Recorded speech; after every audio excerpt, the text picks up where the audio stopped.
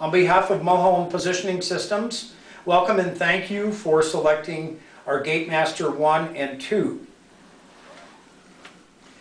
This video presentation is designed to be of help to you, the user, in familiarizing yourself with the Gait Master, its components, its terminology for its components, its setup prior to the individual being put into the unit, and fine-tuning with the individual in the unit. When unpackaging your new Gait Master, you will find in a packet the user's manual. This presentation will follow the user's manual to identify and familiarize yourself with components on the unit. Turn to page 4 and 5 of your manual. On page 4, it will list the description of and the name of different components. On page 5, it will give you a location of the components. After unpacking all the components and parts, lay your unit out on the floor and select the lower portion of the frame, which is this portion, and begin to set up the unit. And to set up the unit, on each of the 4 legs off of the main square upright column, there are 2 locking mechanisms. The locking mechanism has a shallow and a deep channel. Make sure that all 4 legs are positioned in the open position, and then proceed to move each leg out. Move the leg out. It doesn't necessarily need to catch at that time. What you need to do is lift the pin, rotate it into the deep notch on each leg, 2 of them. Move it laterally slightly, and the pins will seat themselves to ensure that the legs are locked. Repeat that same procedure on all 4 legs.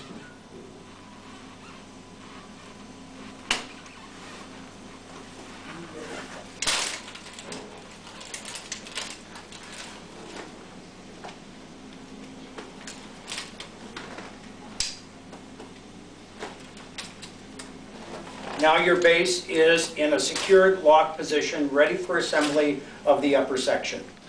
To prepare to put the upper section into the lower section or lower frame, make sure that the pull rings located at the top of the square tube on each side are in the open position. And again, this connector needs to be turned and rotated so that it is out of the deep channel into the shallow channel.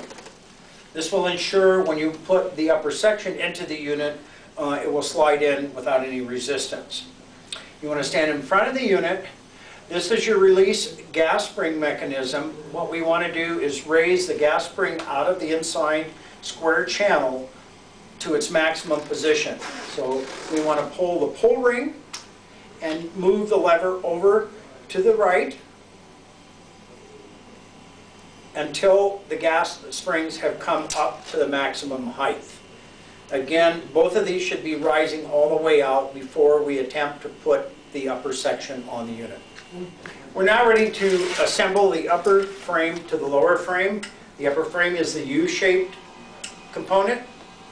This would be the front, which would face to the front of the Gait Master. Stand behind the Gait Master and slip the upper square columns over the gas spring, and slowly lower it down, being careful not to force it into place. This unit will then set down inside, and we have now installed the upper section of the frame. The next assembly is to attach the pelvic sling to the upright vertical column. The vertical column has a channel running on both sides. The pelvic sling has hardware in the back with 2 channel clips attached with 2 Allen screws, 2 on each side of the hardware.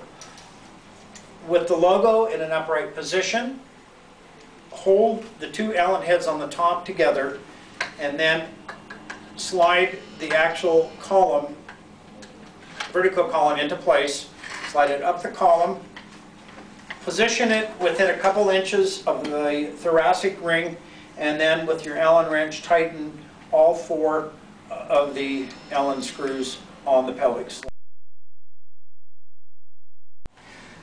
The next step is to take the vertical column with components in position and apply it to the upper frame of the Gait Master. With the components facing towards the rear, We want to line again the channel up to the receiver on the top of the frame of the Gait Master. There's 2 screws that have been loosened, which will allow us to drop the upper column into the upper section, upper frame of the Gait Master, and within an inch or so we want to then tighten up these 2 Allen screws. Our next step is to install the seat. A couple varieties of seats. This is the unicycle seat, and this is our long tapered seat. To apply the unicycle seat, loosen the 2 screws on the front of the seat rail. Again, winding those up to the extruded vertical channel. Slide that into place, tighten the 2 screws, and then there is an end cap that will protect the end from being rubbed against. Also put that into place. In addition to the unicycle seat, another option is the elongated tapered seat. Having similar hardware, loosen these 2 screws on the front of the tapered seat, align it to the vertical upright column, slide it up into place, and tighten the 2 screws down firmly. Our pre-assembly is now complete.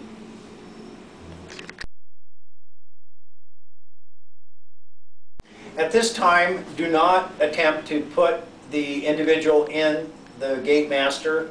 This is only for preparation. First, make sure that the upper section and the lower section move freely on the dynamic sleeve. The locking mechanism should be in an open position for this setup. The lock position, which locks the upper and lower frame together, when the knob is seated in the deep channel, should only be used during storage or transportation. The gas spring handle on the front of the Gait Master has a release mechanism and a lock mechanism. Position number 1 is a lock, which locks the unit from being accidentally moved up or down while the user is in the unit.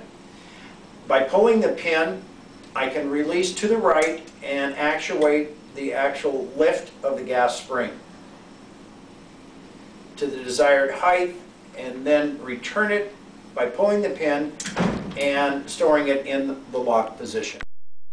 Our next step in preparation is to adjust the sternum pad. The sternum pad is located at the top of the upright vertical column. It has 2 Allen screws on each side. Loosen all 4 Allen screws. This will allow you to angle the sternum pad and also raise and lower it. Once you have accomplished your desirable position, tighten all 4 of the Allen screws.